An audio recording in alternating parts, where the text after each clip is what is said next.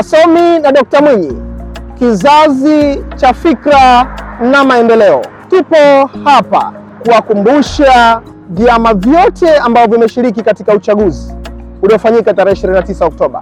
Rais wa Zanzibar Mheshimiwa Dr. Hussein Ali Hassan Mwinyi wakati analifungua baraza la 11 la wawakilishi, na hata pale alipokuwa anatangaza baraza lake la mawaziri, alijitambulisha na kujiweka wazi yeye ni muumini wa katiba, atailinda na kuisimamia katiba ya Zanzibar.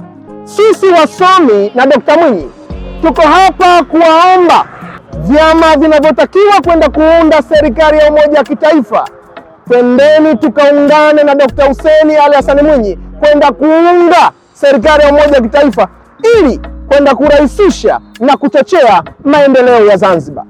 Serikali ya umoja wa kitaifa ipo kisheria na kikatiba. Sio wajibu wetu sasa kwenda kuivunja katiba ya Zanzibar. Twendeni tukaishikilie katiba ya Zanzibar. Asanteni sana.